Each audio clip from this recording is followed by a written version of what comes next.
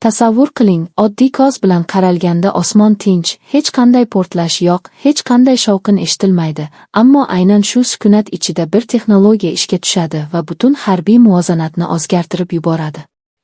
Bu raketa tezligi bilan emas, baland ovozi bilan ham emas, balki jimligi, aniqligi va aqlga sigmaydigan imkoniyatlari bilan qo'rquv uyg'otadi. Ko'pchilik uni ko'rganini ham sezmaydi, ammo u allaqachon maqsadini topgan bo'ladi. Aynan shu yerda insonni hayratga soladigan faktlar boshlanadi. Bu raketa oddiy qurol emas. U faqat temir va yoqilgidan iborat mexanizm emas, balki ilm-fan, algoritmlar va murakkab hisob-kitoblarning tirik timsoli hisoblanadi. Uning har bir harakati oldindan rejalashtirilgan, har bir burilishi ehtimollarga asoslangan va har bir qarori real vaqt rejimida qabul qilinadi. Eng hayratlanarlisi shundaki, bu raketa atrof muhitni go'yo his qilayotgandek harakat qiladi, shamol, bosim va masofani doimiy tahlil qiladi. Ko'pchilik raketani faqat uchib borib portlaydigan qurol sifatida tasavvur qiladi. Ammo bu texnologiyada portlash ikkinchi darajaga tushib qoladi. Asosiy kuch aniqlikda. Maqsadga yetib borish uchun u to'g'ri chiziqda uchishga majbur emas. U yo'lini o'zgartiradi, balandlikni pasaytiradi, yana ko'tariladi va shu bilan kuzatuv tizimlarini chalgitadi. Radarlar ishlayapti deb o'ylagan paytda ham bu raketa allaqachon ko'zdan yo'q bo'lib ketgan bo'ladi.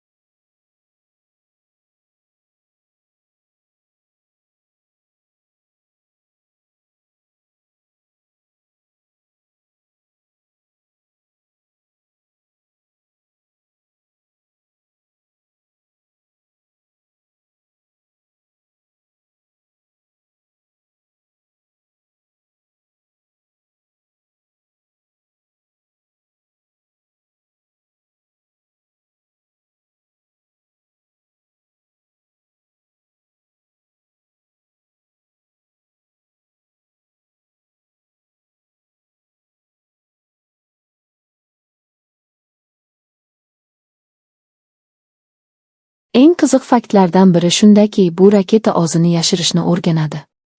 U metall tanasiga qaramay, tashqi signallarni qaytarishni minimallashtiradi.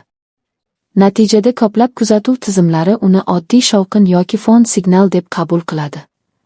Aynan shu jihat harbiy mutaxassislarni hayratda qoldiradi, chunki bu raketa nafaqat uchadi, balki o'zini yashiradi ham. Yana bir hayratlanarli jihat shuki, bu texnologiya faqat hujum uchun emas, balki tahlil qilish uchun ham xizmat qiladi. Raketani uchirishdan oldin u ma'lumot to'playdi, hududni o'rganadi va ehtimoliy xavflarni hisoblaydi. Go'yo u oddiy qurol emas, balki uchuvchi laboratoriya kabi harakat qiladi. Shu sababli u faqat jismoniy zarar yetkazmaydi, balki strategik ustunlik ham ta'minlaydi. Bu raketa haqida gap ketganda, vaqt tushunchasi ham o'zgarib ketadi. Soniyalar ichida qabul qilinadigan qarorlar butun shaharlar taqdirini belgilashi mumkin. Birgina kechikish ham falokatga olib kelishi ehtimoli bor. Shu sababli bu texnologiya inson aralashuvisiz ishlashga moslashtirilgan. U o'zi tahlil qiladi, o'zi qaror qabul qiladi va o'zi harakat qiladi. Bu esa uni yanada qo'rqinchli va bir vaqtning o'zida hayratlanarli qiladi.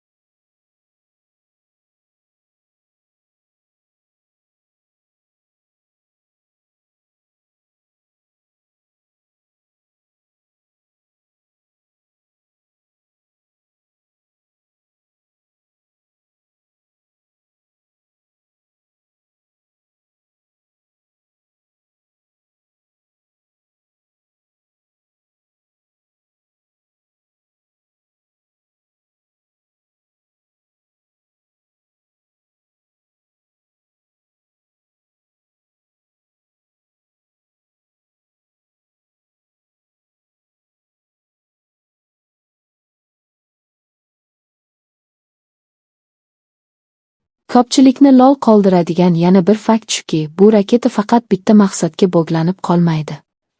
U vaziyatga qarab ustuvorlikni o'zgartira oladi.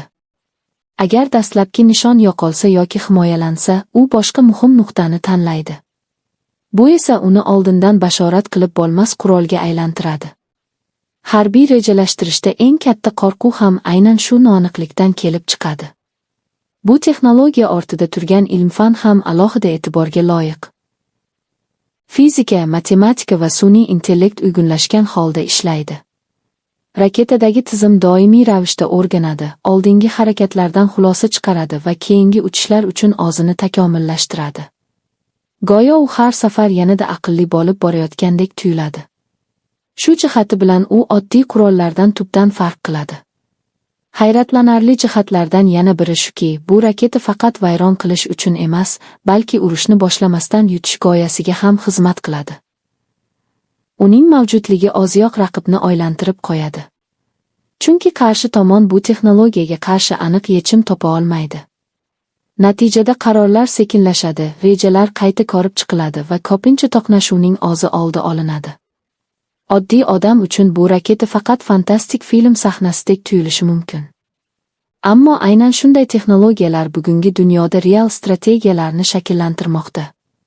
Ular ko'rinmas, jim va sokin bo'lsa-da, ta'siri nihoyatda katta.